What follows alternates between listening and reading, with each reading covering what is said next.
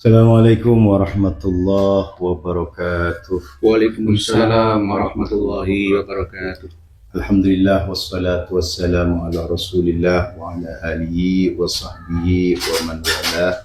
Amma ba'du. Yang kami hormati beliau yang datang dari Surabaya, Kiai Haji Nur Ikhya.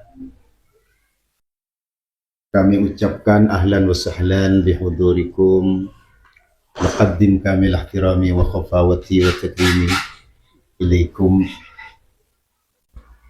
Kami sangat berterima kasih sekali beliau sudi mengunjungi kami, yang mana beliau begitu jauh meluangkan waktunya hadir silaturahmi ke gubuk kami yang sederhana ini.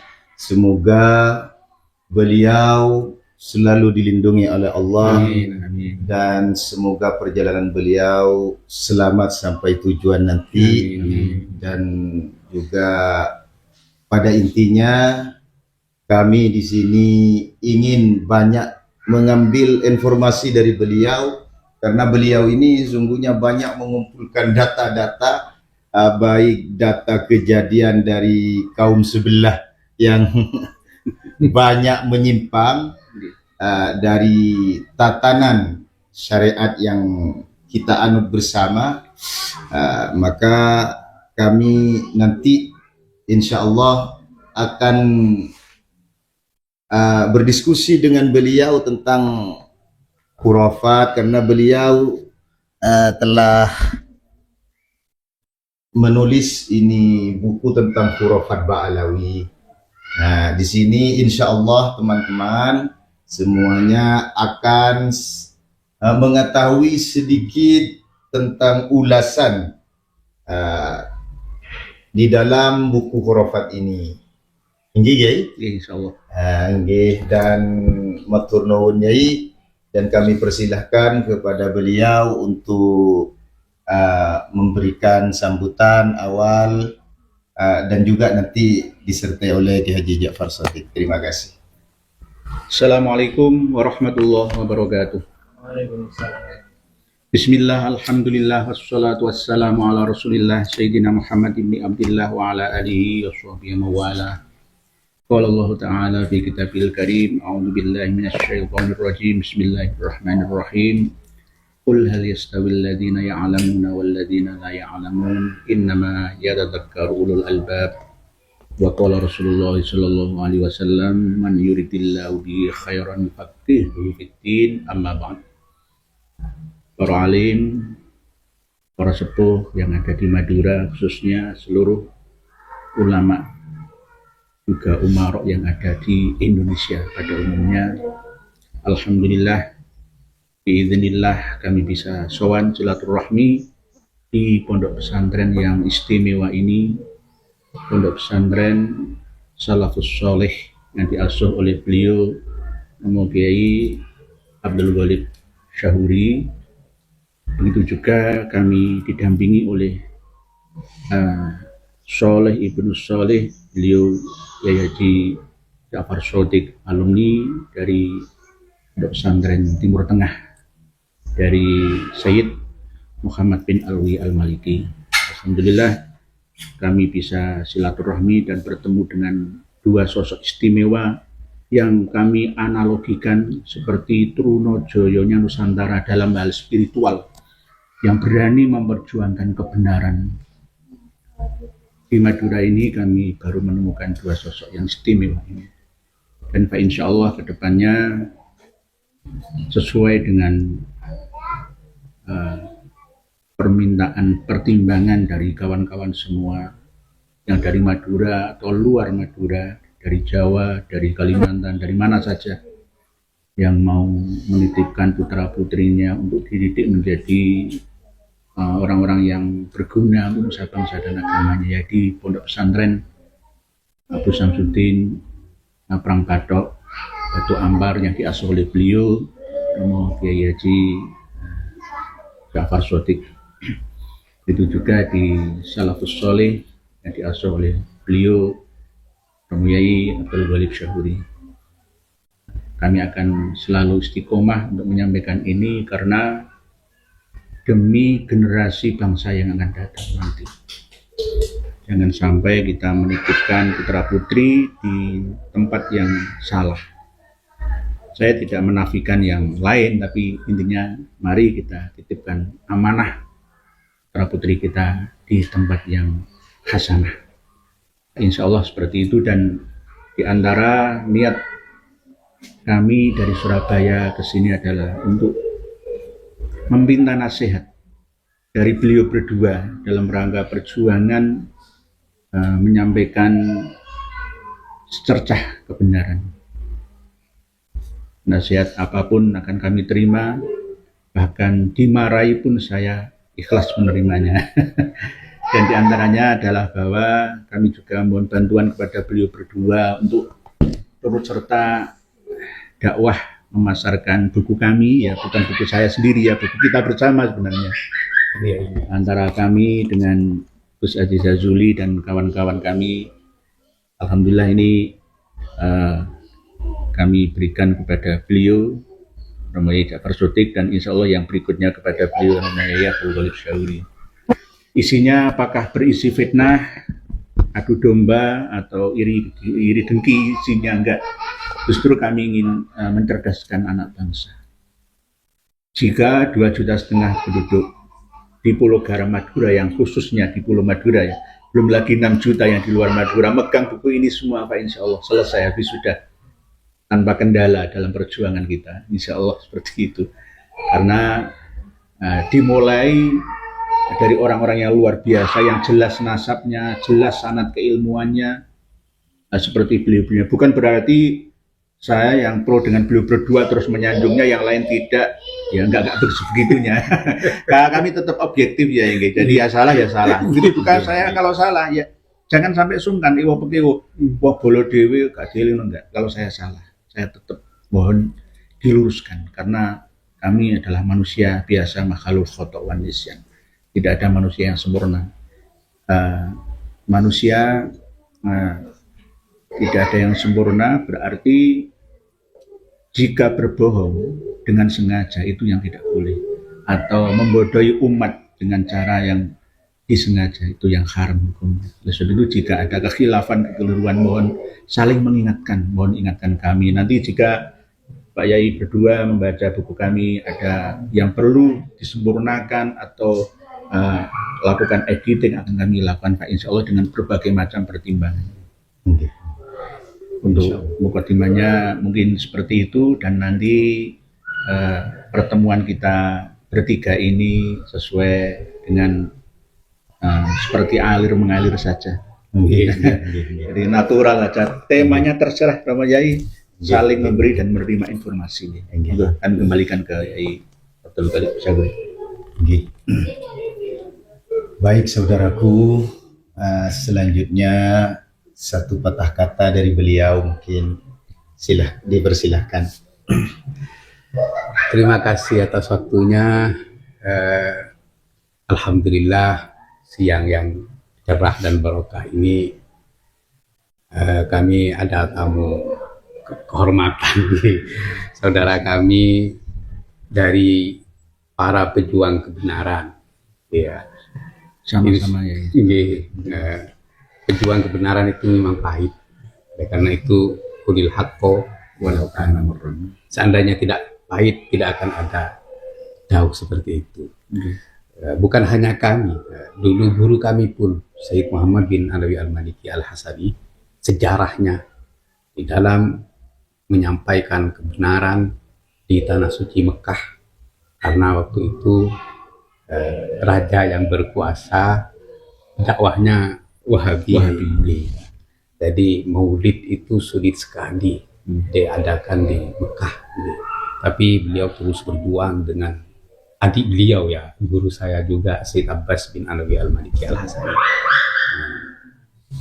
Sampai pernah beliau itu mau dibunuh itu bukan cuma sekali. Iya. Oleh tentara kerajaan ya. Iya, tapi rajanya itu ya rahmatullah alaihi, Raja Fahad itu pro beliau. Iya. Terus pernah beliau itu nggak bisa pulang ya dari Indonesia. Hampir beliau itu ingin menetap di Indonesia. Kalau sudah beli tanah di Malang, ceritanya seperti itu. Jadi ditelepon oleh Raja Fahad, jangan kembali Sayyid, karena terkait dengan keselamatan jenengan. Jadi kalau jenengan diancam mau dibunuh, ya kami juga mau dibunuh. Ini contohnya juga Sayyid Muhammad juga begitu.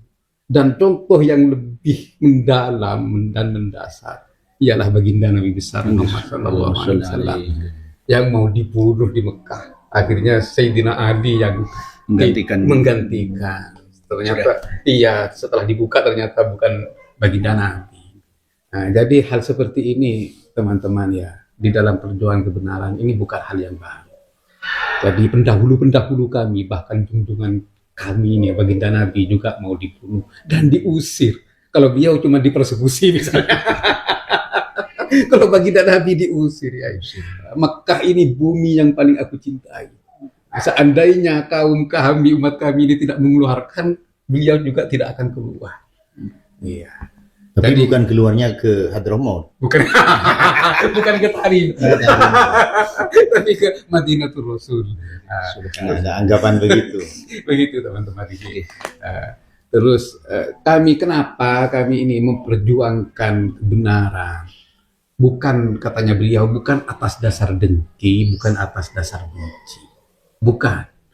Dan kami bukan memfitnah, tapi ini fakta. Nah, ini yang ditulis oleh beliau di sini.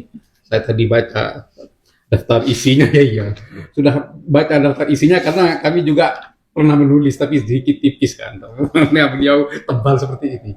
Nanti yang dua bukunya Yai tetap harus saling melengkapi. Iya. Yai ini jalan, Yai Imat jalan, dengan juga jalan semua, Yai Alwi Nurul Alam juga jalan semua, saling melengkapi.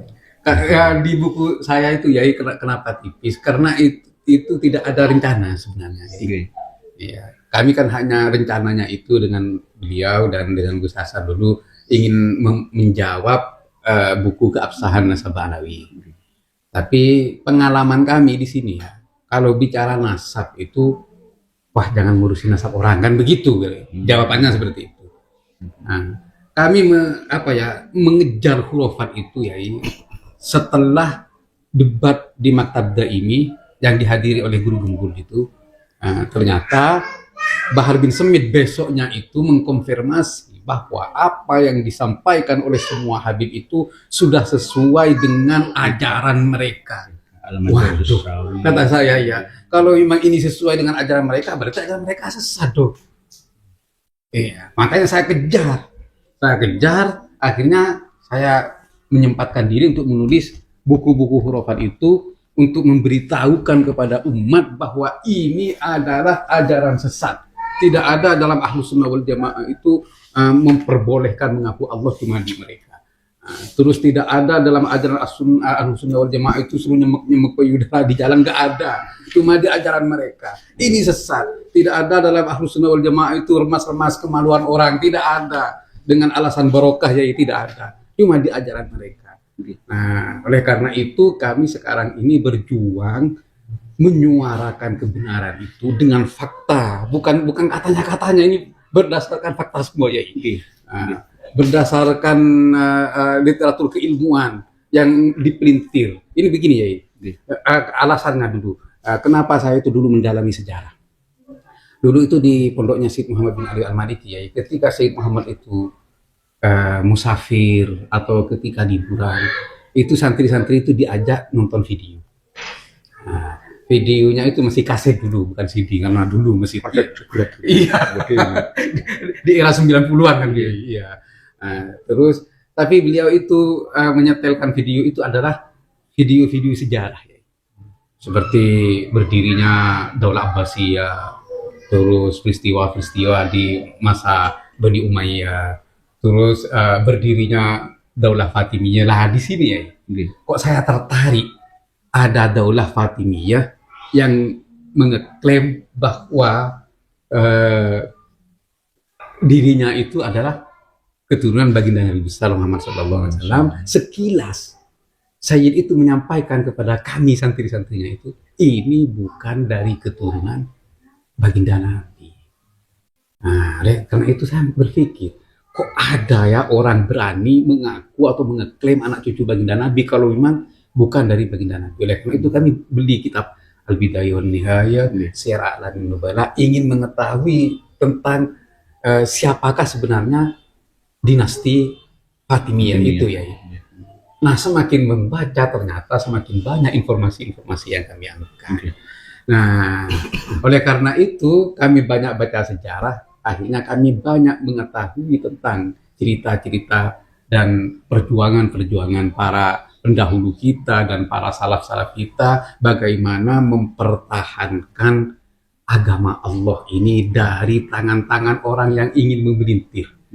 Yang paling masuk kepada hati saya ya ini, waktu itu ketika ada gerakan pemelintiran Al-Quran di Basrah, di Kufah, itu Abdullah bin Hudzaifah datang kepada Amirul Mukminin, waktu itu Sayyidina Utsman bin Affan radhiyallahu taala an.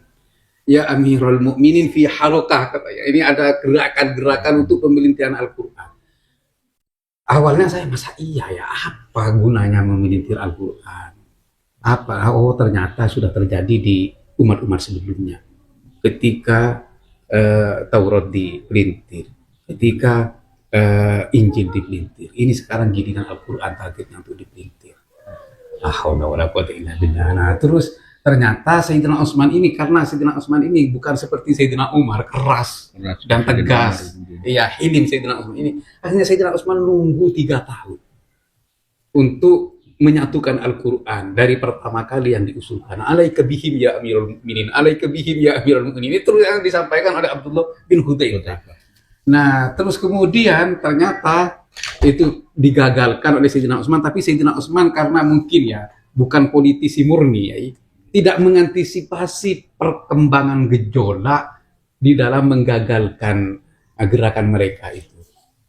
Nah, Ini pusatnya di Basrah ya? pusatnya di Kufah dan Basrah. Kufah dan Basrah. Iya, Irak ya. Iya. Nah, jadi akhirnya masuklah Abdullah bin Sabah ke Madinah untuk berikrar Islam. Kamuflase. Iya. Nah, setelah Abdullah bin Sabah itu bergerak ke Kufah, ke Basrah, kemudian ke Syam sebentar, terus ke Mesir, ini juga tidak diantisipasi. Iya. Jadi katanya Syekh Said Ramadan Al-Buti, saya ngefan berat kepada beliau. Almarhum. Almarhum rahmatullah alaihi. Iya. Beliau juga meninggal dibunuh ya. Di bom. Iya. Saya melihat videonya. Iya. Saya ngefan dulu ketika waktu di Mekah, ketika beliau keluar, saya langsung beli ya. Saya punya kitab-kitabnya beliau itu semua karena saya ngefan berat. Nah, katanya beliau kanuna imin adal kutub. Jadi para sahabat itu tidak mengantisipasi gejolaknya perkembangan Islam yang masuk dari Eropa semua ke Islam, tidak diantisipasi bagaimana pola pikir yang brutal, yang frontal itu tidak diantisipasi. Nah, akhirnya gejolak itu membuat Islam terpecah belah. Nah, di sini ya hubungannya dengan apa yang kita alami di sini. Nah, setelah masuknya Utsman bin Yahya ke sini, ini kan tidak diantisipasi oleh kiai-kiai sepuh. Iya, akhirnya Utsman bin Yahya berkembang dan dibiarkan berkembang gejolaknya sekarang ini. Nah, oleh karena itu ya, menurut saya yang mungkin salah ya, yang mungkin benar. Jadi fitnah ini kalau dibiarkan berkembang biak, maka agama, akidah, bahkan bangsa yang kita cinta ini akan hancur. Benar. Ya, akan hancur. Nah, jadi oleh karena itu kami kemarin juga menyampaikan kepada ini di Pondok Gunung Sari, Pondoknya Yahya Muhammad. Jadi saya setiap keadaan itu saya kaji dengan sejarah dan saya kaji dengan tafsirnya. Jadi saya mendapatkan ayat waqatiluhum hatta la takuna fitnah. Nah, dan ini perintah Allah. Waqatiluhum, perangilah mereka. Benar ayat ini konteksnya itu, domirnya itu kembali kepada kaum musyrikin. Iya. Nah, hatta la takuna fitnah. Sehingga mereka itu tidak menjadi fitnah. Kami juga kaji ya, fitnah itu, bahasa fitnah itu kan memang musyrik ya. Nah, tapi di sini ada pendapatnya Abdullah bin Abbas, ada pendapatnya Imam Suddi, dan ada pendapatnya Imam Muqatil radhiyallahu taala anhum ajmain. Mereka itu ahli tafsir semua. Katanya Abdullah bin Abbas, wa ma tahaba'ahu, yang mengikuti. iya, makanya saya bilang sama dia dan Ferdi Muhammad itu, kalau bahasa saya asyirku wa ikhwan. Iya, jadi musyrik dan saudara-saudaranya musyrik. Iya. Nah, terus penguatnya apa? Penguatnya di ayat yang lain, surat Al-Buruj, innal ladzina fatanul mu'minina wal mu'minati tsumma lam yatubu falahum adzabu jahannam wa lahum adzabul hariq. Nah, di sini fatanul mu'minin.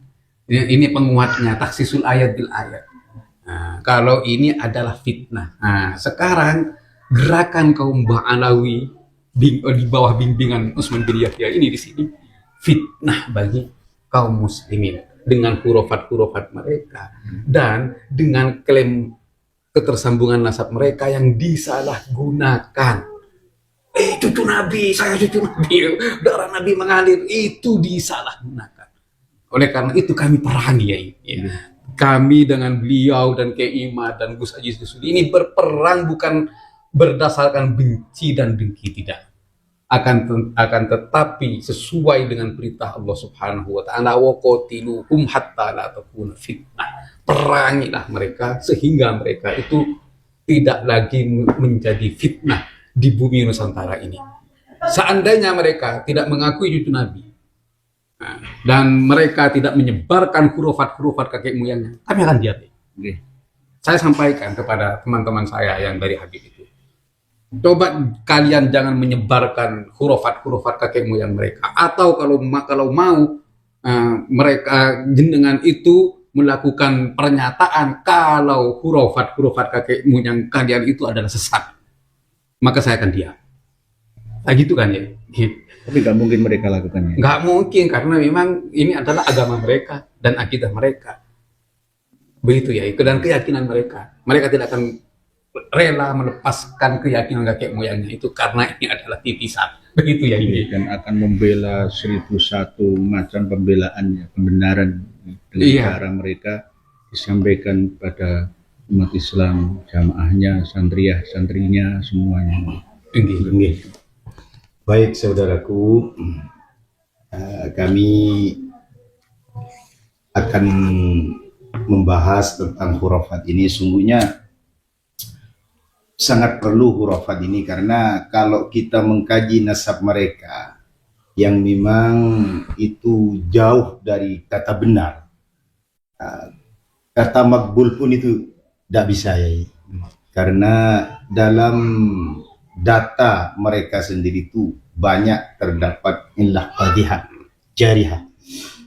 Oleh sebab itu kami fokuskan sekarang ini kepada pertama, yaitu sebelum kami membuka ini khurafat, karena khurafat ini sungguhnya juga dapat membatalkan nasab yai.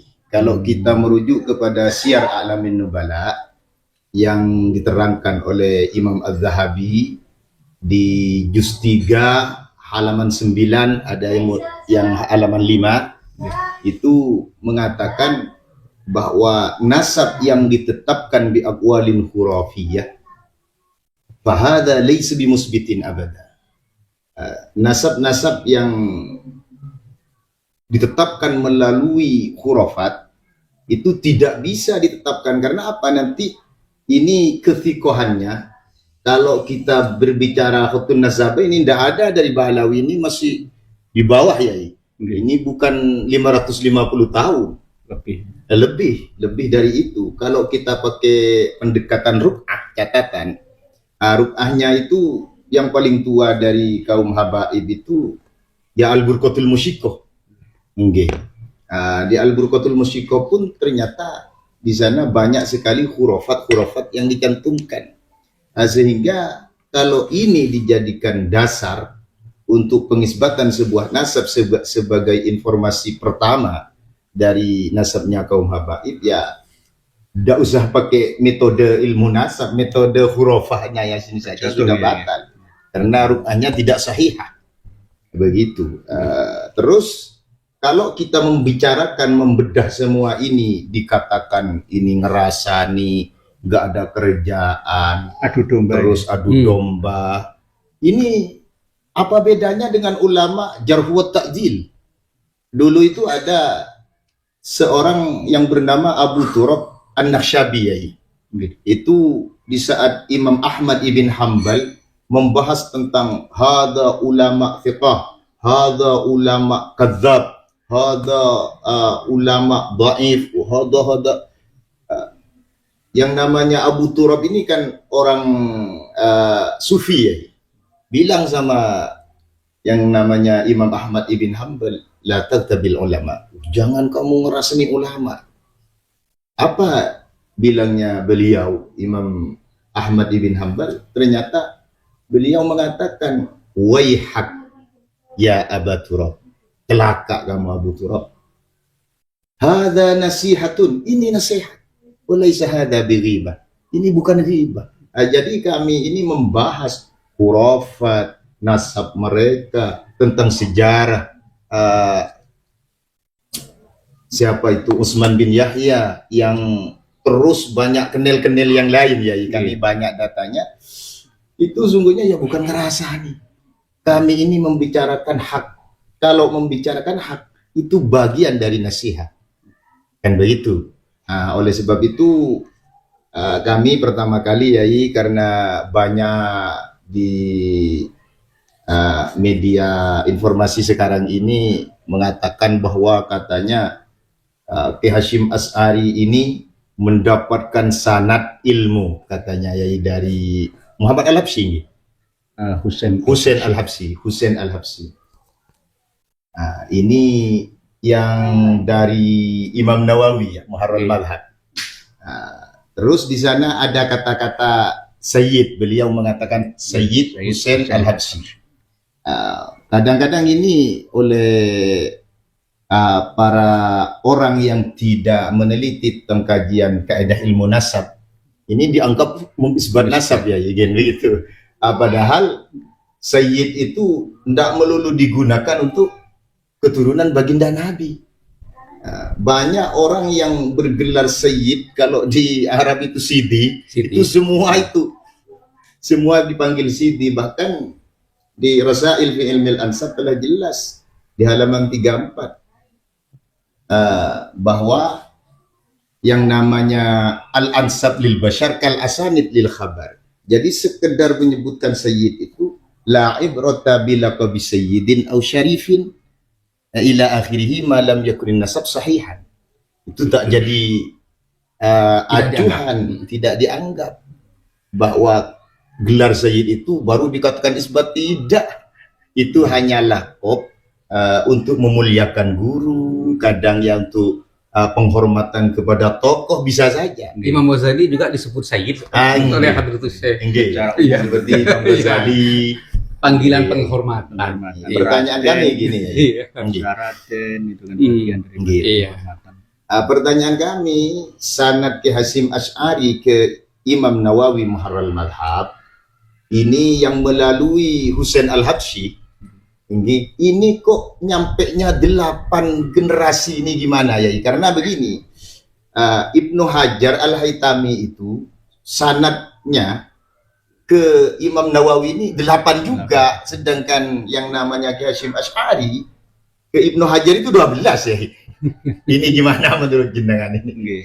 Kalau dalam segi tinjauan silsilah sanad ya nggak masuk lah, nggak masuk. Hitungannya hampir sama seperti hitungan silsilah nasab Hadratus Syekh Ki Hasyim Asy'ari yang kami temukan di dalam kitab Ziyadat Ta'liqat ya, karya itu ada muqaddimah yang disampaikan oleh Cucunda, yakni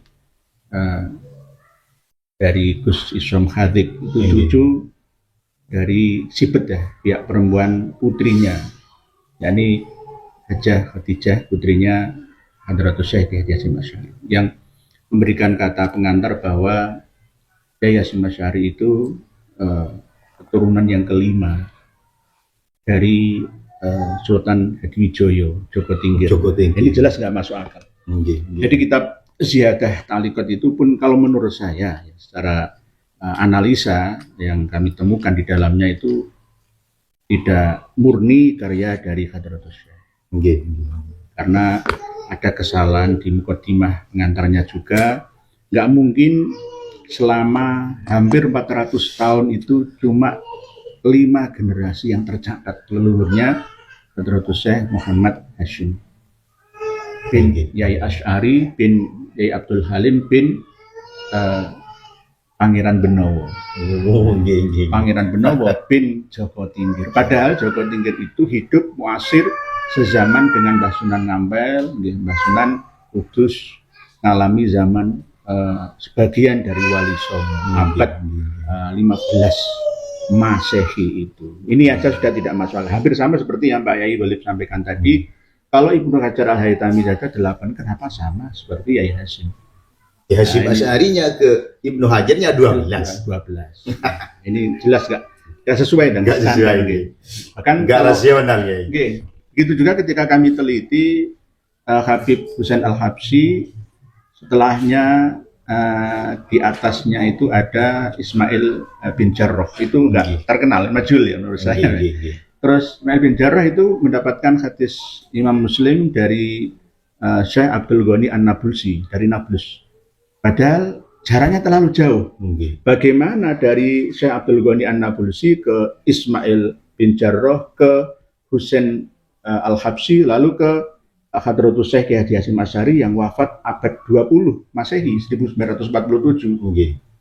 Jelas nggak sesuai standar. Hitungan kurun-kurunnya itu nggak nyambung. Apalagi tidak hanya Husain Al-Habsyi saja, ada 2 lagi, Alwi Asgaf dan Hasan Al-Attas yang katanya juga termasuk guru sanad keilmuannya Hadratus Syekh. Padahal pada waktu 1893 sampai 1899 Masehi, ketika Hadratus Syekh Hasyim Asy'ari berada di Makkah, itu Hasan Al-Attas berada di Karim.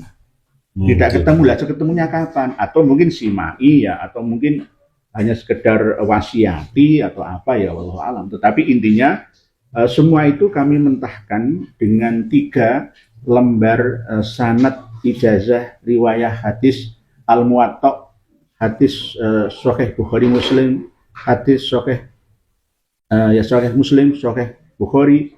Itu saya teliti tidak ada salah satu di antara guru-gurunya Hadratus Syekh itu yang dari kalangan Ba'alawi. Kalau Sayyid Bakri Sato, bukan Ba'alawi itu.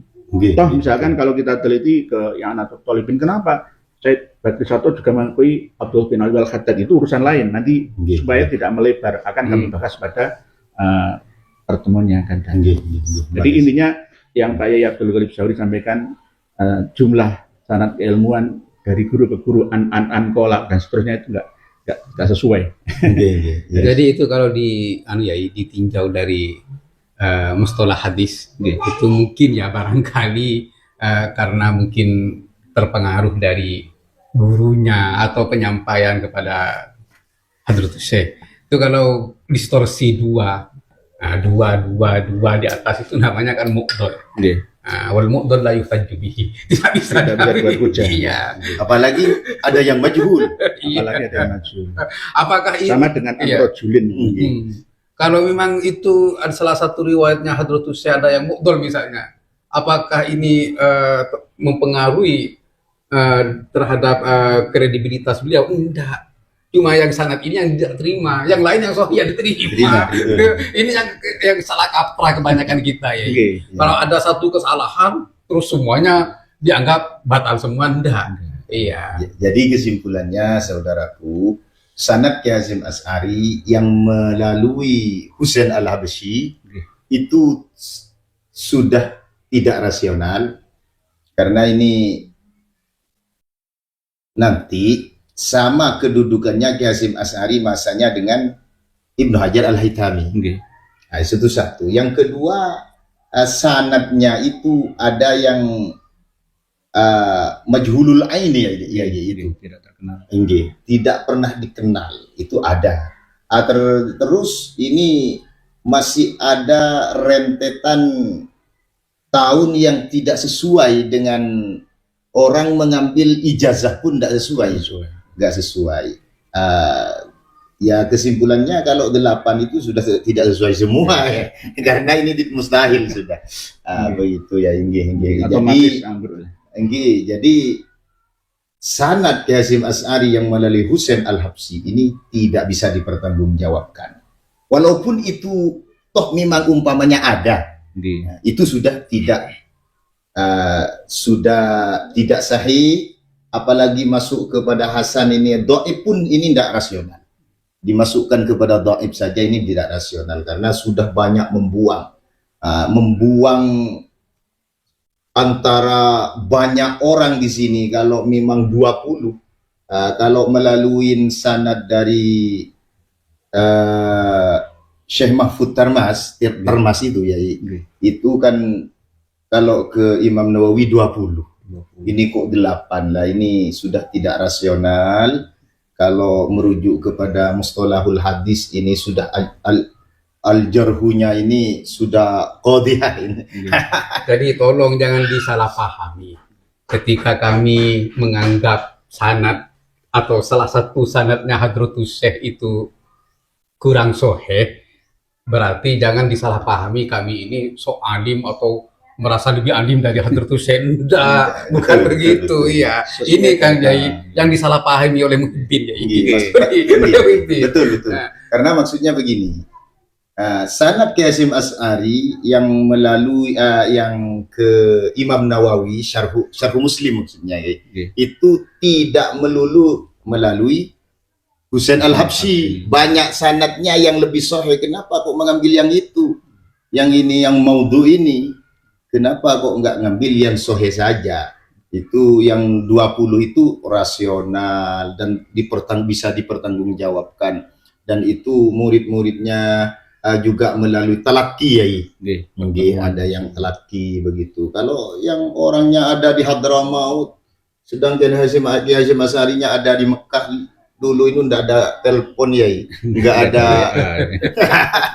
Ya mau gimana ya, kalau mau lewat hurufat mereka, pejamkan mata bisa bertemu di alam barzakh katanya. Alam gaib ya, itu kan tidak rasional itu, dan itu tidak dipakai di dalam syariat kita. Mimpi saja, lewat mimpi saja itu tidak dijadikan hujjah. Iya, apalagi pakai khuyal. Itu halusinasi. Iya. Jadi tentang sanad keilmuan ya, dan belajar kepada Bang Alawi misalnya. Ini kan yang dibuat sandra oleh Muhyiddin. Ada kepentingan ya. Ada kepentingan ingin menundukkan seluruh murid-muridnya. Iya. Dan Nahdiyat. Iya. Di antara sasaran utamanya adalah Nahdiyat semua. Jadi ini bukan pandangan dan pendapat ulama Ahlus Sunnah wal Jamaah. Itu adalah pandangan Syiah. Kalau di Ahlus Sunnah wal Jamaah itu fondasi keilmuan kita untuk menyampaikan hak itu adalah ilmu. Sumbernya Al-Quran. Oleh karena itu imam mazhab yang 4 ini sepakat. Kalau kalian mendapatkan pernyataan yang keluar dari lisanku membedai Al-Quran dan Al-Hadis, tinggalkan. Kembalilah kepada Al-Quran dan Hadis. Ini sepakat imam mazhab yang 4 tuh ya. Terus bukti-buktinya yang kedua tentang sanad keilmuan. Sanad keilmuan ketika gurunya sudah keluar dari Al-Quran dan Al-Hadis, Abul Hasan Al-Asy'ari. Gurunya itu sekaligus ayah tirinya ialah Abu Ali Al-Jubai. Iya, perumus dan tokoh besar Mu'tazilah di zamannya. Tapi ketika dianggap membedai kebenaran oleh muridnya Abul Hasan Al-Asy'ari, maka Abul Hasan Al-Asy'ari memisahkan diri. Apakah nanti sanad keilmuannya Abul Hasan Al-Asy'ari putus karena berbeda dengan gurunya? Oh tidak, tidak ada itu kalau di mazhab Ahlus Sunnah wal Jamaah. Kalau di Syiah iya. Oleh karena itu ini masih dalam penelitian saya ya. Masih dalam penelitian saya untuk memberi pencerahan dan pemahaman kepada saudara-saudara kita kaum muslimin di Nusantara ini tentang sanad keilmuan. sanad keilmuan itu tidak boleh dibuat sandraan terhadap murid. Nah, juga ada pandangan dalil-dalilnya ada. Yang paling saya ambil jadikan pedoman ialah ketika Syekh Abdul Qadir Al-Jailani digoda oleh iblis. Najauta minni ya Abdul Qadir bi ilmika. Di sini dijawab oleh Syekh Abdul Qadir apa? Ketika iblis diusir, ikhsa ya lain. Jadi kamu selamat dariku, dari godaanku wahai Abdul Qadir sebab ilmumu. Dijawab oleh Syekh Abdul Qadir, la bal bi ilmillah. Bukan ilmu saya, akan tetapi ini adalah ilmu Allah. Jadi ilmu itu langsung dari Allah. Manusia ini hanya perantara. Titipan. Iya. Jadi sanad keilmuan tidak bisa tidak bisa dibuat sandraan untuk menekan murid agar satu pendapat. Imam Syafi'i pun juga berkata, wal aibu fina an taj'alal ilma ala masrubin wahid. Yang tercela di dalam kita ini ketika harus menjadikan ilmu itu harus satu sumber. Kalau gurunya ini ya sudah satu sumber. Tidak kepada Imam Syafi'i. Oleh karena itu Imam Syafi'i memberanikan diri membedai gurunya dalam pandangan mazhab. Bahkan ini sangat vital dalam pandangan usul syariah. Itu Imam Syafi'i. Apakah Imam Syafi'i durhaka terhadap gurunya? Oh, tidak. Mazhab Ahlussunnah wal Jamaah tidak seperti itu. Apakah sanad keilmuan Imam Syafi'i putus karena membedai gurunya? Tidak. Gus Adi Syazuli itu alumni Dalwa ya. Berbeda dengan Dalwa. Apakah putus ilmunya Gus Adi Syazuli? Tidak. Saya juga di sini dianggap murid durhaka ya. Murid durhaka katanya karena beda pendapat dengan anak guru saya Syed Ahmad bin Muhammad bin Alawi Al-Maliki, karena pendapat beliau katanya mendukung nasabnya Habib, sedangkan saya menolak nasabnya Habib. Apakah nasab keilmuan putus? Tidak. Atau saya durhaka kepada guru saya? Tidak.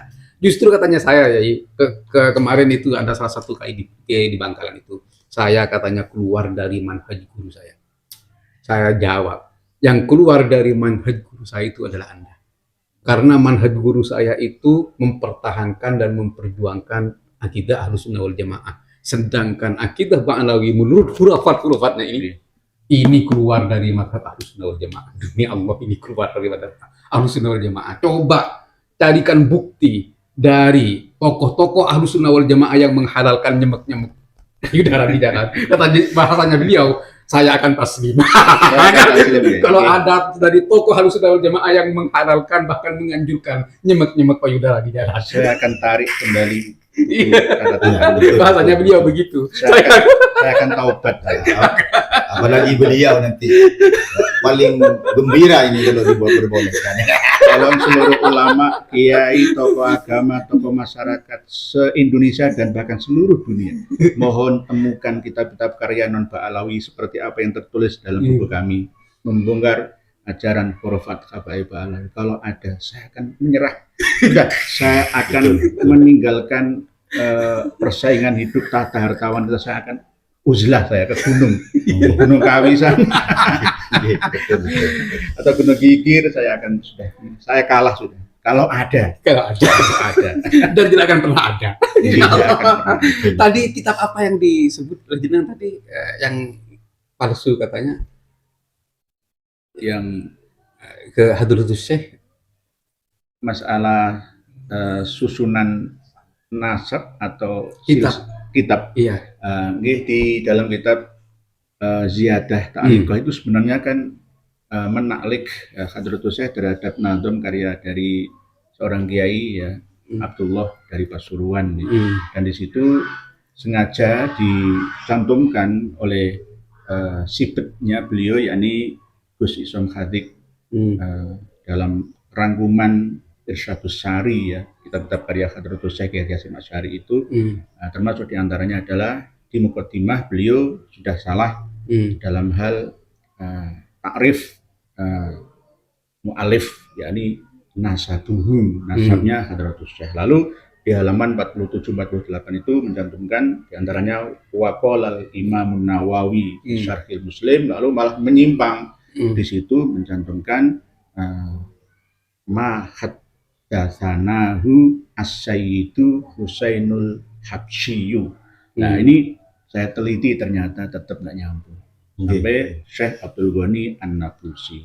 Hmm. Jadi ini mungkin ya belum diketahui oleh kebanyakan bahwa kami ini juga menyimpan silsilah sanad riwayat hadisnya Hadratus Syekh dari Al-Muwatta, dari jalur Muslim, dari jalur Bukhari, bahwa tidak ada Ba'alawinya sama sekali. Betul. Di dalam catatan NU online yang sudah lama disebarluaskan melalui media, itu juga ada catatan tambahan, keterangan tambahan alternatif lain dari periwayat yang meriwayatkan bahwa Hadratus Syekh itu mendapatkan ijazah riwayat hadis Bukhari, bukan Muslimnya, malah dari Hasan Husain Al-Habsyi inilah. Ini termasuk selegenje lah. Selegenje karena berdasarkan catatan tahun 1970-an oleh seorang wartawan ya, Habib Muhammad Asad Syihab atau Syahab itu.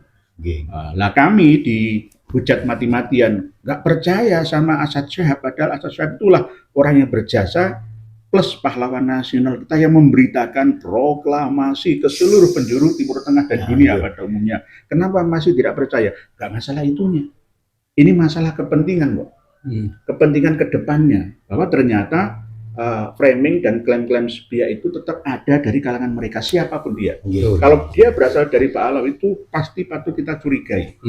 Ada kepentingan, termasuk diantaranya ya misalkan Mbah Yai Khalil Bangkalan dirawi sama Habib Salim bin Jindan ya, yang Malikulia itu katanya. Ini nanti saya dimarahi orang lagi, kelahiran Surabaya, hijrah di Jakarta dan mendidikan Al-Fakhriyah yang sekarang diteruskan oleh Jindan bin Jindan itu. Nah, di sini Malikulia itu kalau di bahasa Indonesia kan sinting itu ya. Bisa. Ya, maksudnya mohon maaf ya, maknanya agar supaya gitu, saudara ini paham gitu. Melankolis atau malikulia atau ya bisa setengah DGJ dalam hal-hal tertentu gitu. Tapi kalau dalam dunia mistik sufi itu malah majadub. Kasyaf. Majadub. Jadi ini tidak. Kalau kasyafnya ngarang-ngarang ini apa minallah minasyaiton gimana ini? Ya, bisa juga bukan waliullah. Tapi walius itu tadi kemungkinan Allah alam. Yang disampaikan imam mereka dari kutipan Imam Ghazali. Iya. Jadi kalau ada kasab dan karomah itu tidak sesuai dengan Al-Qur'an dan Al-Hadis itu bahwa min auliya asyaiton. Mereka yang bilang. Iya, makanya. Itu pernah sowan ketemu dengan Mbah Yai Khalil Bangkalan. Nanti akan dikarang kitab atau majmu' kalam Lil Habib Salim bin Jindan yang menerangkan bahwa Mbah Yai Khalil aja ya pernah berguru dengan saya. Ini menurut saya Salim bin Jindan, saya pernah bertemu dengan beliaunya dan beliau juga meminta barokah dari saya. Ya berarti Mbah Yai Khalil Bangkalan itu murid saya. Yang ngarang saya terserah saya, yang ngarang saya. Versi mereka. Sama seperti versi saat Syahab tadi, Muhammad Syahab tadi. Versi Ba'alawi, memang versi Ba'alawi sanad ilmuannya Hadratus Syekh itu ada dari kalangan mereka. Guru-gurunya di antara Alwi Asgaf, Hasan Al-Abbas dan Husain Al-Habsyi. Ternyata setelah diteliti malah amburadul ya. Amburadul. Delalai begitu. Tidak ada kejahatan yang sempurna. Nah, ini banyak termasuk di Rumel Abbas itu menghujat saya, di Zaini juga menghujat saya, silahkan, ayo kita adu data lah gitu loh. Jangan menjatuhkan tanpa data, gitu loh. Itu namanya fitnah lah itu. Jangan istilahnya menyudutkan orang dengan hawa nafsunya. Jangan. Ayo kita adu data, dan saya memiliki data itu. Saya sudah komunikasikan dengan Kiai Haji Marzuddin Mustamar, dengan Kiai Haji Imam bin Usman bahwa ini loh sanad Al-Muwatta, sanad Muslim, sanad Bukhari dari Hadratus Syekh Haji Muslim enggak ada, Pak. Iya, ini dalam penelitian saya ya, tentang sanad keilmuan, terus berguru dan kitab ini ya. Jadi saya juga mendalami, tapi sayangnya saya sejarah Indonesia ini kurang banyak tahu. Nanti saya minta data-data kepada Insya Allah sama-sama belajar. Jadi begini tentang tadi, oh ini tokoh pejuang nasional misalnya, oh ini tokoh yang membacakan apa ya, penyusunan proklamasi siapa tadi namanya? yang wartawan itu Iya. saat Syahab. Saat Syahab. Nah, di sini. Jadi ini bedanya Ahlus Sunnah wal Jamaah dengan Syiah. Kalau Syiah itu pedoman mereka adalah orang, manusia. Tapi kalau Ahlus Sunnah wal Jamaah itu pedoman di dalam menentukan sikap keilmuannya itu adalah ilmu. Kalau sekarang, nah contoh-contohnya saya sampaikan.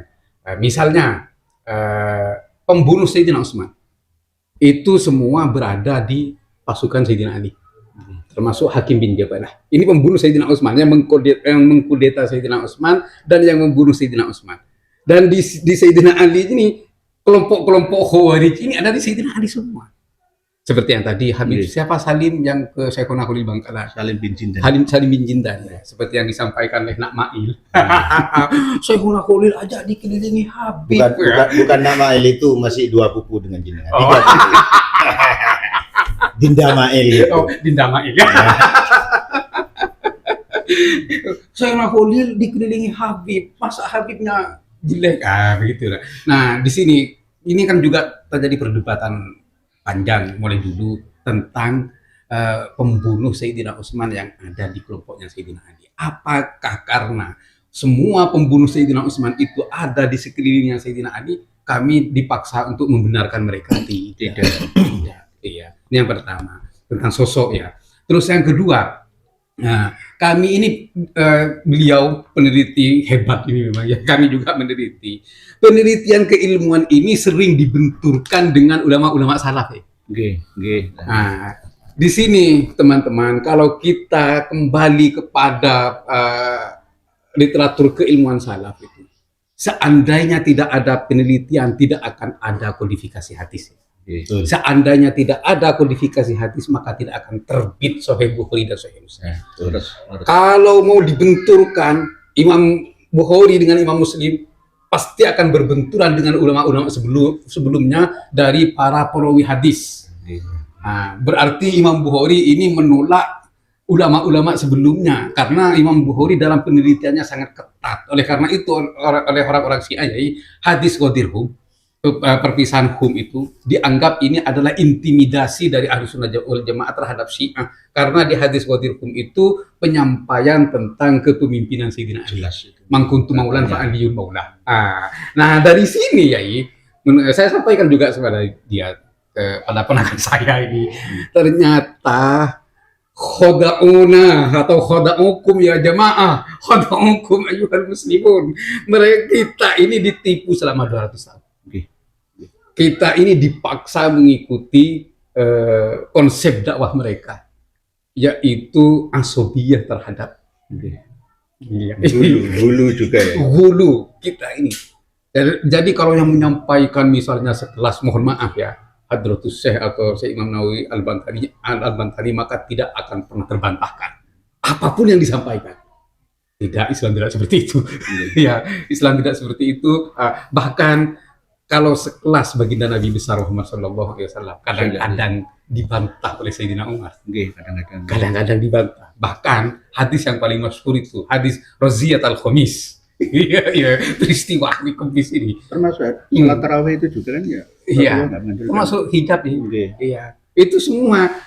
Bahkan saya pernah dengar dulu dari lisan Sayyid Muhammad bin Ali Al-Maliki Al-Hafani, muwafaqat Umar. Itu sampai dikitabkan. Dan ada beberapa pendapat Sayyidina Umar yang kemudian diikrar oleh Al-Quran. Di antaranya ayat hijab itu. Nah, itu ya. Jadi begini teman-teman, kami ini di dalam meneliti sudah sesuai dengan ajaran Ahlus Sunnah wal Jamaah. Nah, kami ini dalam meneliti bukan tidak percaya terhadap para salaf, kami tidak. Dan penelitian ini jangan dianggap bertentangan dengan salaf kami, tidak. Akan tetapi kami dalam penelitian ini adalah menyaring dan menyelamatkan pendapat-pendapat yang kadang-kadang dipelintir itu atau dipalsukan penisbatannya. Nah, ini juga banyak kitab-kitab yang dipalsukan penisbatannya. Kami sudah sampaikan dalam konten kami sebelumnya tentang kitab Al-Fiqhul Akbar. Al-Fiqhul Akbar itu bukan karya Abu Hanifah. Akan tetapi Al-Fiqhul Akbar itu adalah karya salah satu muridnya yang kemudian disandarkan kepada Abu Hanifah. Nah, jadi banyak ini, dan juga banyak pernyataan-pernyataan yang disandarkan kepada Ibnul Arabi, kepada Abu Yazid Al-Bustami, Imam Asyuyuti juga. iya, banyak itu. Bukan sekarang ini terjadi, dari dulu memang ada. Nah, tugasnya kami itu adalah meneliti seperti itu, sesuai dengan apa yang disampaikan baginda Nabi besar Muhammad SAW, yahmilu hadal ilma min kulli khalafin uduluhu. Jadi ilmu ini akan dibawakan dan akan dipertahankan dan akan diperjuangkan dalam setiap generasi oleh para ulama yang adil. Adil itu apa? Yang benar dibenarkan, yang salah disalahkan. Walaupun junjungannya, walaupun banawi yang salah tetap disalahkan. Itu yang adil. Ya, dulu gua aqrabul taqwa. Nah, beda dengan muhibbin. Karena terlalu muhibbin buta, akhirnya walaupun nyemek-nyemek payudara di jalan masih ditakwil. Terus Allah masih ditakwil. Nah, mengaku serah terima jabatan dengan Allah masih ditakwil. Itu salah. Itu bertentangan dengan Al-Quran. Itu bertentangan dengan hadis. Ya. Di alam kubur itu masih bisa diterima. Itu namanya tanasu al-arwah.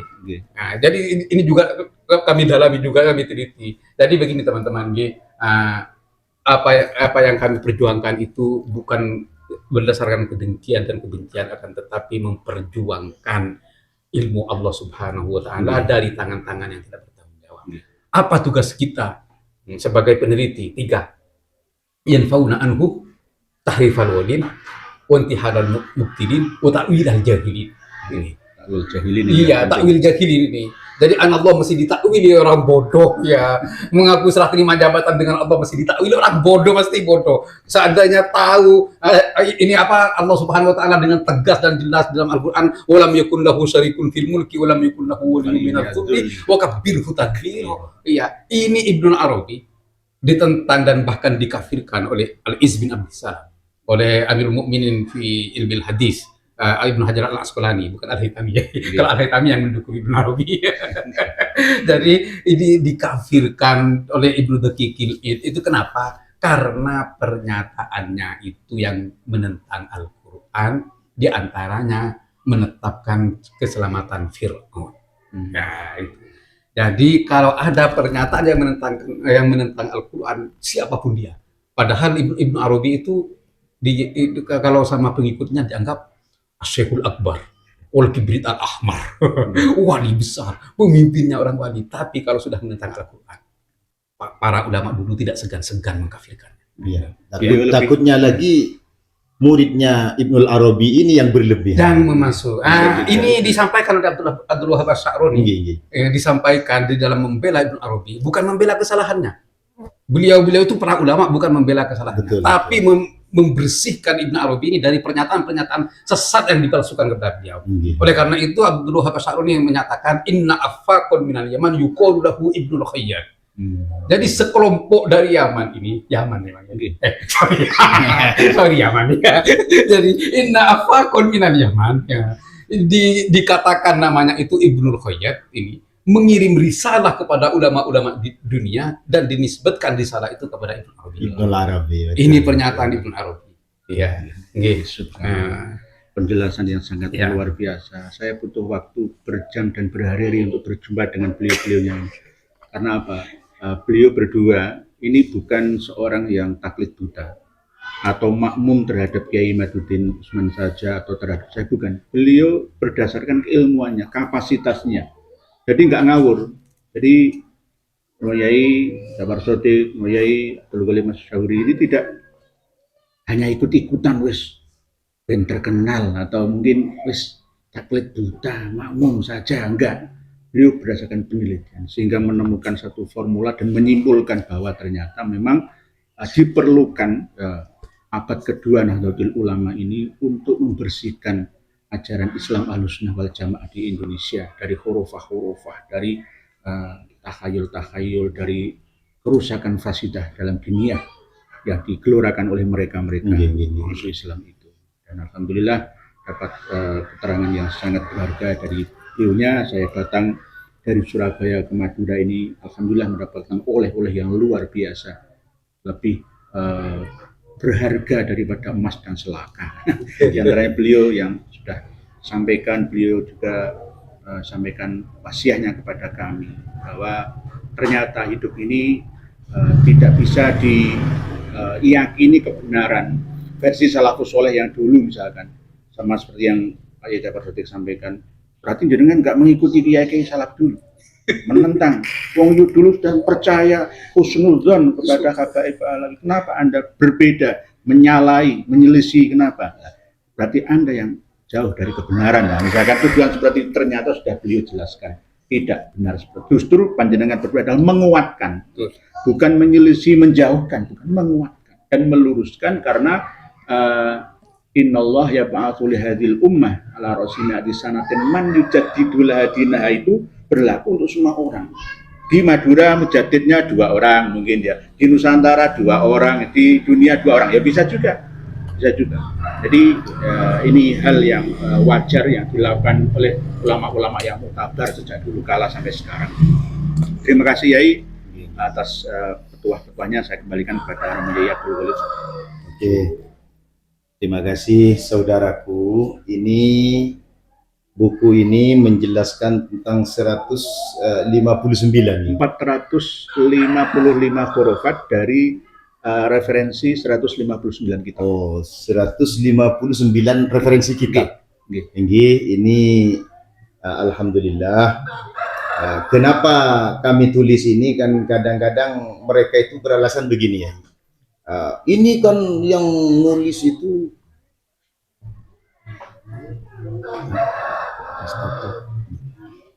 ini kan mereka dan tidak pernah disampaikan ke umum, bukan statement dari kami, kan banyak bilang begitu ya. Padahal mereka sudah punya statement. Sesungguhnya itu mereka mengatakan amalu salafina wasadatina al-ba'lawi hujjatun wa kafa bihim liman iktada bihim. Ini kan sudah menunjukkan bahwa membenarkan hurufat-hurufat yang ada di sini. Bughiyatul Mustarsyidin dan didukung oleh semua kitab. Iya. Oleh sebab itu yang terakhir Kiai, monggo sebagai closing statement dari beliau juga Kiai Ja'far nanti. Terima kasih. 1 menit saya sampaikan bahwa apa yang diperjuangkan oleh beliau-beliaunya ini bukan karena lil mal, lil jah, lil mar'ah misalkan, tapi lillah. Mari kita ikuti bersama warga Madura khususnya yang ada di mana-mana di seluruh dunia, karena Madura itu berada di seluruh dunia. Ada tidak hanya Madura saja, Jawa, semuanya umat Islam, untuk mengikuti apa yang menjadi langkah-langkah beliau berdua dalam rangka memurnikan ajaran agama kita.